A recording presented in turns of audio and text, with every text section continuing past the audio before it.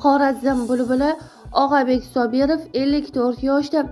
Assalomu alaykum hurmatli tomoshabin do'stlar, kanalimiz sahifasiga xush kelibsiz. O'zbek hamda jahon shou-biznes olamidagi eng tezkor va qaynoq yangiliklarni o'tkazib yubormaslik uchun like hamda podpisatsiya tugmachalarini bosib qoldirishni unutmang. O'zbekiston xalq artisti Og'abek Sobirov nafaqat O'zbekistonda, balki qardosh millat vakillari orasida ham o'z o'rniga ega san'atkor. Bu yil 54 yoshni qarshilagan xonandaning san'atga kirib kelishi, ayriliqlarga to'la hayoti va ijodiy faoliyatiga nazar solamiz. Og'abek Sobirov 1972 yil 24-iyun kuni Xorazm viloyati Urganch shahrida temir yo'lchi Karim ota xonadonida dunyoga kelgan. İlk musiqiy saboqlarni akasi Maqsud Sobirovdan olgan. 1978 yil 9-o'rta maktabga, 1983 yilda 3-musiqa maktabiga o'qishga kiradi. Musiqa maktabidan so'ng Urganch shahrida joylashgan san'at kollejida tahsil olgan. Og'abek Sobirov ko'plab musiqiy tanlovlarda muvaffaqiyatli ishtirok etgan. İlk yakkaxon konsertini 21 yoshida Filarmoniya binosida taqdim qilgan xonandaning bu boradagi natijalari havas qilgulik. Og'abek Sobirov poytaxtda 30 ga yaqin viloyat va tumanlarda 200 dan ortiq yakkaxon konsertlar muallifi bo'lgan.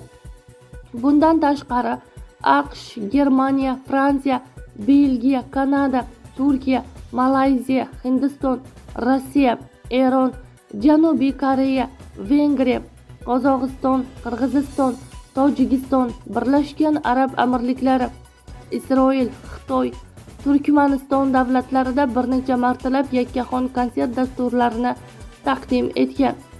Davlat mukofotidan avval muxlislarning Xorazm bulbuli degan e'tirofiga muyassar bo'lgan Og'abek Sobirov O'zbekistonda xizmat ko'rsatgan artist unvoniga 2002 yilda, O'zbekiston xalq artisti unvoniga esa 2020 yilda munosib ko'rilgan. San'atkor uchun unvon avvalroq berilishi kerak edi deyilgan gaplarni eshitishning o'zi katta baxt. Masalan, sizga ham berdimi? Tavba desa nima qilardim? Unda bu narsaning keragi bo'lmasdi, chunki u sharaf bo'lmaydi. Odamlarning ko'zida soxta san'atkor bo'lib gavdalanib qolasiz.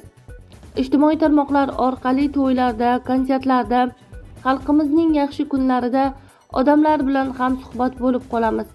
Shu paytlarda birinchi beriladigan savol shu: nima uchun sizga O'zbekiston xalq artisti unvoni berilmayapti? Bu savollardan men to'g'ri ma'noda zavq olardim. Demak, shukurki men xalqning nazarida ekanman. Keyin ham berilmasligi mumkin edi. Aslida gap berilishi yoki berilmasligida ham emas. Masalan, xalq yaxshi ko'rsa, shuning o'zi oliy unvon. Endi 10 yil oldin, 15 yil oldin berilsa ham bo'lardi degan gaplar bo'lyapti. Masalan, bu narsaga ko'pchilik guvoh. Ochiqdan ochiq yozishyapti. Bu narsalar san'atkor uchun ulkan vaqt. Aytishadi-ku, har bir narsaning o'z vaqti soati bor. Demak, vaqti bo'lmagan. Men shunday tushunaman. Allohga behisob shukr. Yurtboshimizning kamtarona san'atimizga nazari tushganidan juda xursandman, deydi xonanda.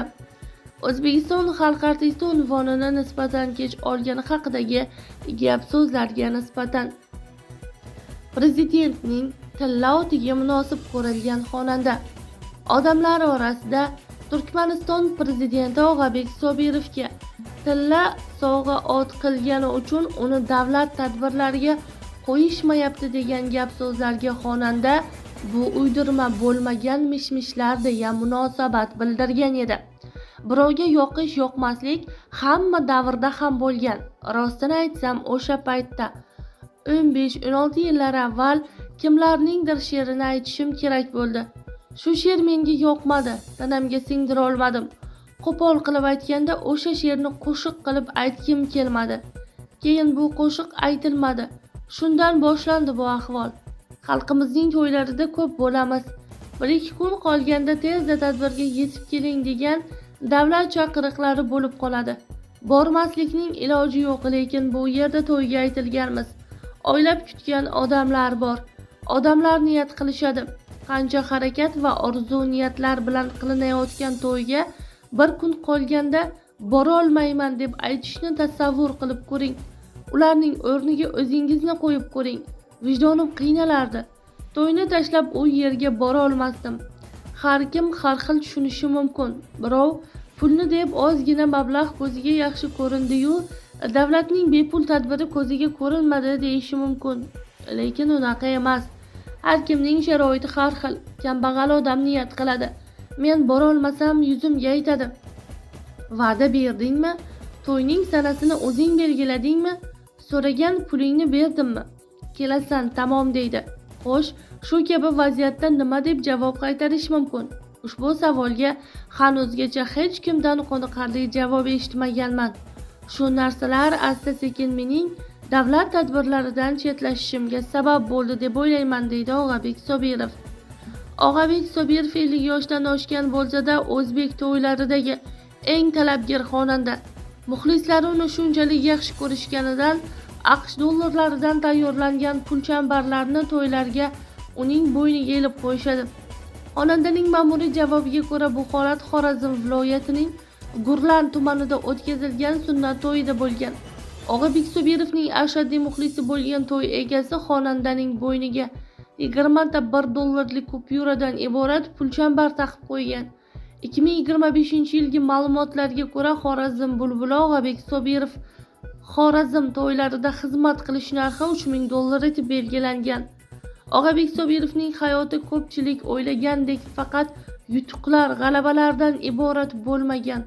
U hayotidagi eng yomon hodisa ayolining o'limi bo'lganini aytadi. Ayolim olamdan o'tgan, lekin mishmishlar shu qadar avj olib ketdiki, qayni singlisiga uylandi degan gaplar tarqab ketdi. Ayolim qarindoshimiz tog'amning qizi bo'lgan. Eslasam boshqacha bo'lib ketaman. Hayotda eng ezilgan davrim bo'ldi. U paytlarni eslasam, o'sha hayotga yana qaytgandek bo'laman. Yaram yangilanadi. Bu hayotda mening yuragimni jarohatlagan eng katta hodisa shu yo'qotish bo'ladi. Bunday taqdirni hech kimga hech qachon ravo ko'rmayman, deydi Og'abek Sobirov. Og'abek Sobirov o'zini kino olamida ham sinab ko'rgan. U aktyor sifatida Qizg'aldoq nomli filmda bosh rolni ijro etadi. Ushbu film ham, film saundtreki ham juda ommalashgan.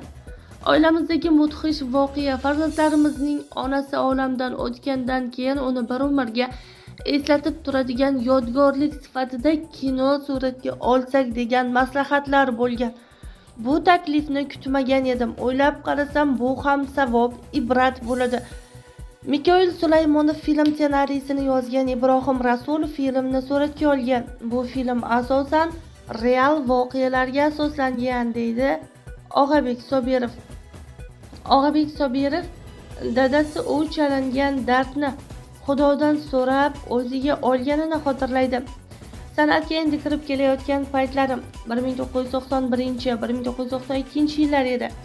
Yotib qoldim, juda ham yomon paytlarni boshdan o'tkazdim. Balki menga ko'z tegdimi degan fikr ham yo'q emasdi. Hozir ota bo'lib, o'sha vaziyatimda ota-onamga qanchalar qiyin bo'lganini bilyapman. Dunyoda hech bir ota-ona farzandining yomon holatini ko'rmasin. Dadam bizni shu darajada yaxshi ko'rardilarki, bizni dunyoga ishonmas edi. 3-4 oy yotib qolganimdan so'ng miyamda shamollash bo'lib, meningit bo'lib qoldim. Keyin yana 4 oy bu kasal bilan kurashdim. Juda xavfli bo'ldi. Deyarli 1 yilga yaqin to'shakda yotdim. Tashqariga chiqib biror joyga bora olmasdim. O'zimni taniy olmaydigan darajaga kelib qoldim. Oynaga qaraganimda qo'rqib ketardim. Baribir ota ekanda. Otam ustimda turib Allohga nola qilgan. Bolamning dardini olib menga bergan. Bolam qiynalmasin deb. Buni o'z quloqim bilan eshitganman. Dadam shu dardimni o'zlariga olgan. Shu voqeadan so'ng kundan kunga yaxshi bo'lib ketaverdim. Dadam esa 2 yilga bormay vafot etdi. Dadam temir yo'lchi bo'lib ishlagan, juda baquvvat inson edi. Har kuni 30-40 kilometr piyoda ishga borib kelardi. Lekin shu voqeadan ko'p o'tmay olamdan o'tgan. Ba'zida biz ota-onamizga mos farzand bo'la oldikmikan, munosib bo'lib hurmatlarini joyiga qo'ya oldikmikan deb o'ylab qolaman. Hozirgacha shu fikr menga tinchlik bermaydi. Juda qiynalaman, deydi Og'abek Sobirov otasining erta vafot etgani haqida. Ma'lumot uchun, O'zbekiston xalq artisti Og'abek Sobirov bugungi kunda Lazgi badiiy ashula va raqs ansambliga rahbarlik qiladi deyilgan xabarda.